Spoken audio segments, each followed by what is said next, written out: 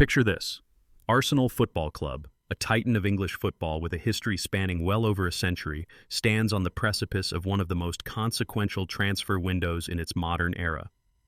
Imagine the bustling streets of North London in midsummer, a palpable mix of excitement and anxiety in the air as fans, pundits, and executives alike wait for the dominoes to fall. The club's ambitions are clear, yet the stakes have never felt higher. The burning question, can Arsenal's audacious pursuit of Viktor Gyokeres and Maghnes Akliouche finally bring the glory that the loyal Gunners have so desperately missed for almost 2 decades? Or will it usher in a new era of financial uncertainty and strategic risk? To truly appreciate the magnitude of this moment, let's wind the clock back. Arsenal's last Premier League triumph came during the legendary Invincibles campaign over 20 years ago, a season when Arsène Wenger's side went unbeaten, making history. Since then, the club has endured an emotional roller coaster, memorable Champions League runs, several FA Cup victories, but also prolonged spells of underachievement that have tested the patience of even the most ardent supporters. Last season, Arsenal came agonizingly close to ending their long title drought. Mikel Arteta's men dazzled for much of the campaign, only to be undone by a spate of injuries and a lack of squad depth as the business end of the season loomed.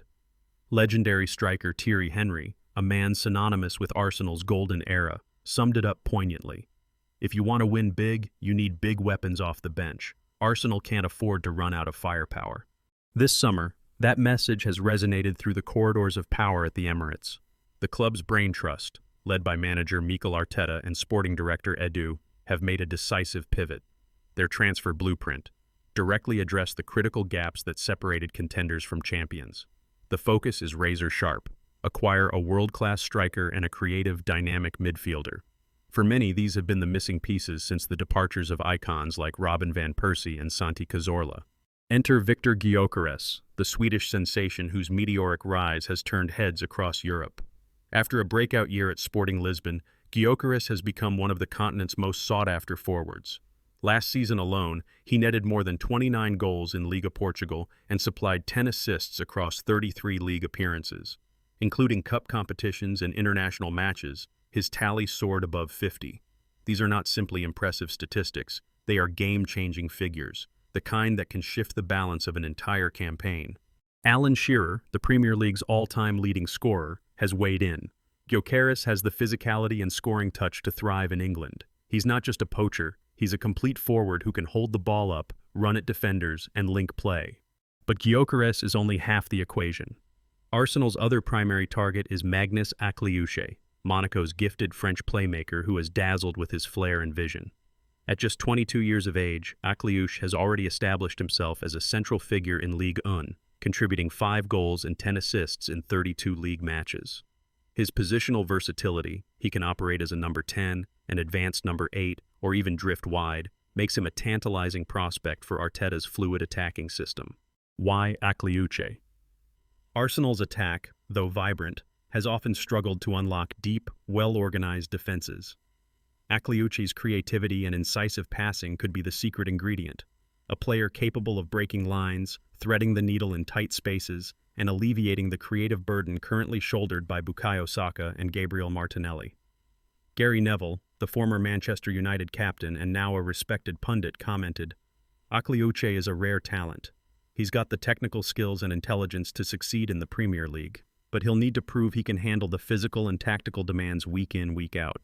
However, sealing these deals is anything but straightforward. The transfer market is a battleground. Sporting Lisbon, initially adamant on a price north of 100 million euros for Gyokeres, have shown some flexibility due to financial pressures, reportedly willing to negotiate at around 60 million euros, a figure that still represents a substantial outlay for Arsenal. Monaco, meanwhile, have set Akliouche's price at approximately £60 million, aware that both Manchester Giants and Tottenham Hotspur are circling. Central to these negotiations is Hassan Setinkaya, the agent representing both Gyokeres and Akliouche.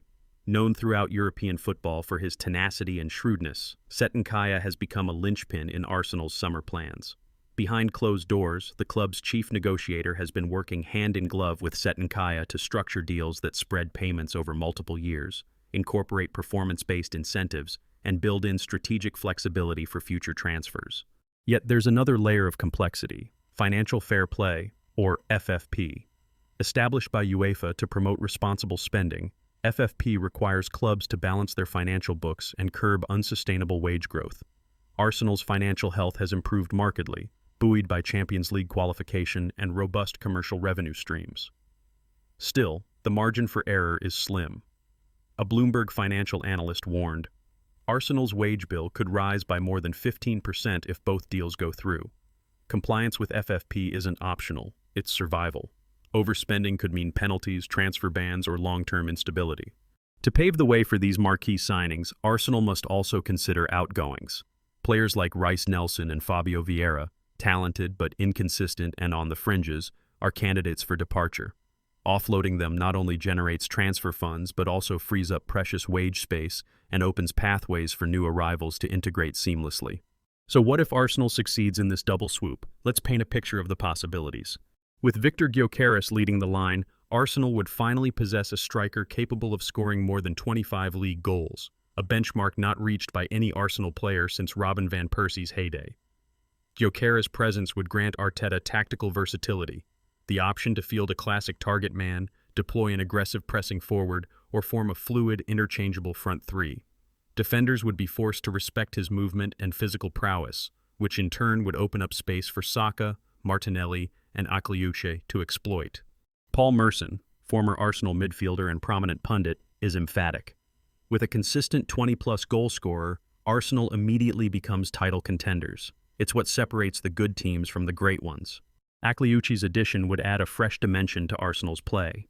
His ability to glide past defenders, pick the right pass, and conjure chances in congested areas could prove decisive in matches where Arsenal previously labored to break down stubborn defensive blocks.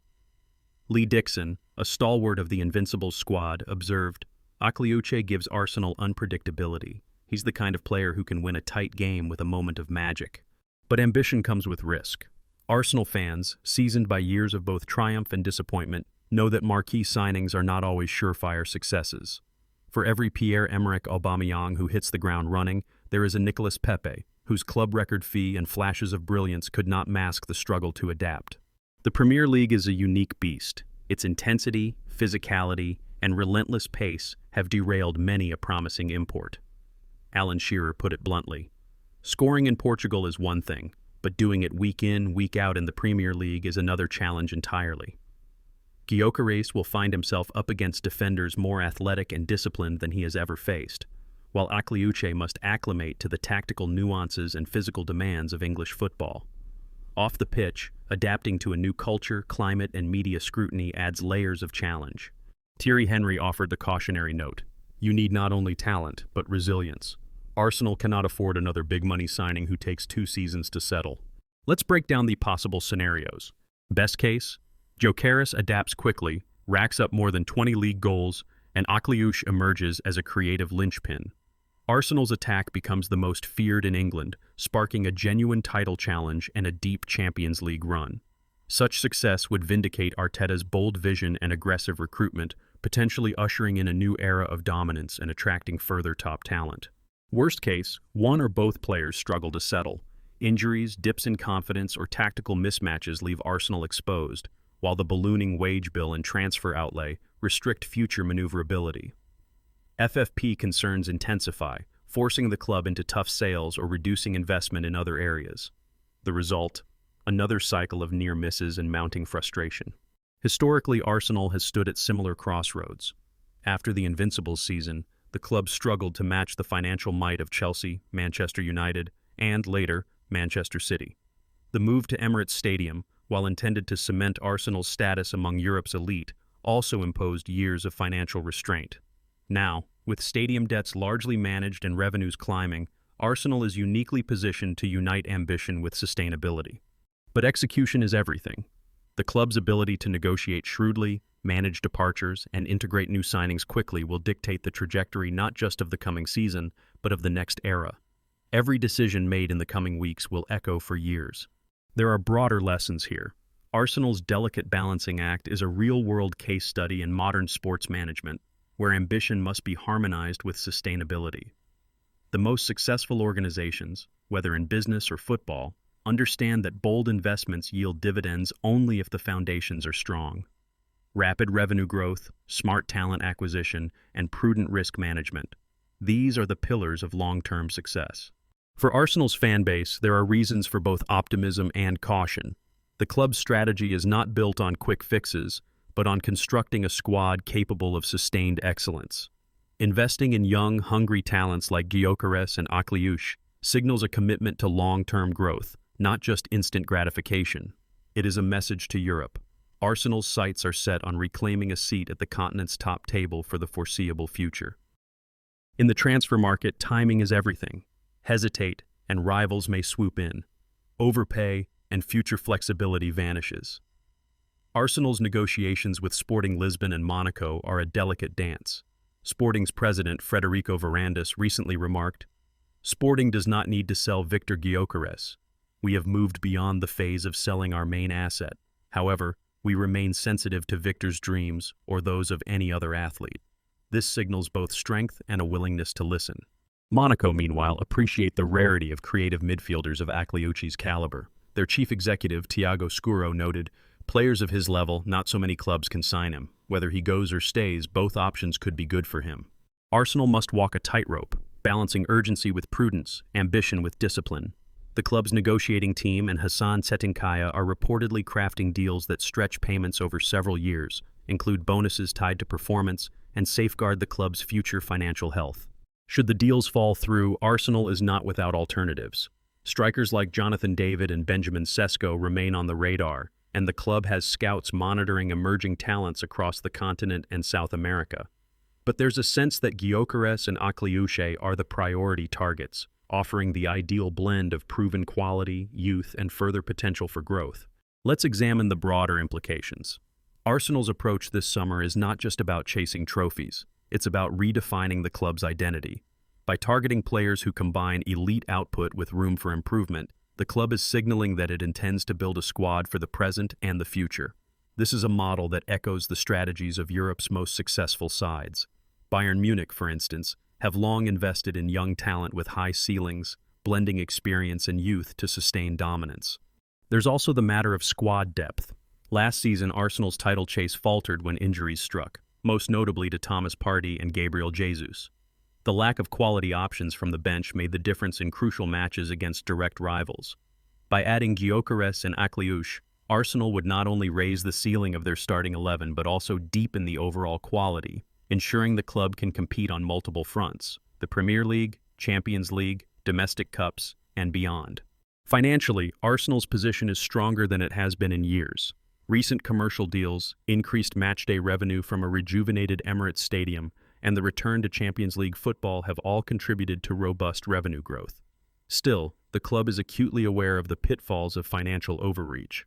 The cautionary tales of clubs like Barcelona, whose reckless spending led to regulatory sanctions and forced sales of star players, loom large.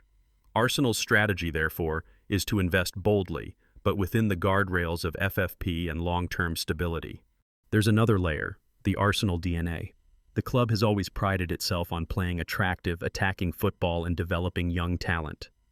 The signings of Gyokeres and Akliouche would continue this tradition, blending flair with efficiency and youth with experience. It is a philosophy that resonates with supporters and aligns with the broader vision laid out by Mikel Arteta and the club's hierarchy. For fans, the summer's narrative is about hope rekindled. The prospect of seeing a new number 9, one with the predatory instincts and physicality to dominate English defenses, excites. The idea of a creative midfielder, capable of moments of magic, unlocking the tightest of games, holds the promise of a new golden era. Yet, caution tempers optimism. The lessons of the past are never far from mind. As the transfer window unfolds, every rumor, every leaked meeting between club executives and agents, every cryptic social media post is dissected by an ever-growing global fan base. Arsenal's journey this summer is being chronicled not just by journalists and pundits, but by millions of passionate supporters in every corner of the world, each hoping, each dreaming, each fearing what the next chapter will bring. In closing, this is about more than just player acquisitions. It's about vision, about strategy, about the relentless pursuit of excellence. It's about learning from history, both the triumphs and the failures, and applying those lessons to the present.